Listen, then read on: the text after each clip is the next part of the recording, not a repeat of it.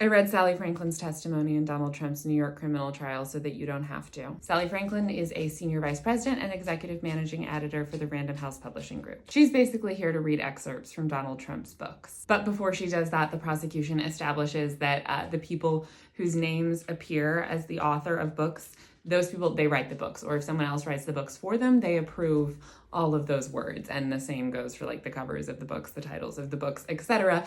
Essentially having her start off by saying, yeah, Donald Trump wrote or approved everything that was written in his books. In that vein, the prosecution starts off by talking about a book called Trump, How to Get Rich, Big Deals from the star of The Apprentice. And they ask things like, how much of the cover is the word Trump? And Sally's like, about 30%. They go through the copyright pages, says Trump all over those too. So without further ado, here are some quotes from Donald Trump's books. All the women on The Apprentice flirted with me, consciously or unconsciously. That's to be expected. A sexual dynamic is always present between people unless you're asexual. Like it says in the Bible, an eye for an eye. When you are working with a decorator, make sure to ask to see all of the invoices.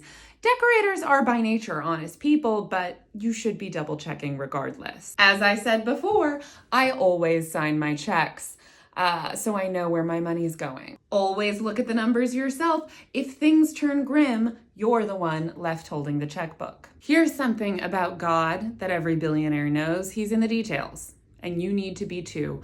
I couldn't run a business any other way. Besides the quotes about how all interactions with women are inherently sexual, it's a bunch of him saying that he always pays attention in business, that he's definitely not the kind of guy who would sign a bunch of $35,000 checks to his lawyer without knowing what they were for. On cross-examination, the defense just implies that essentially everything was written by the ghostwriter. So I guess best case scenario, they're saying that their client didn't mean it when he said he was a good businessman, which I don't know, maybe should have general implications for the campaign that he runs based on the idea that he's a good businessman. All right, guys, we made it to Stormy Daniels. She's up next.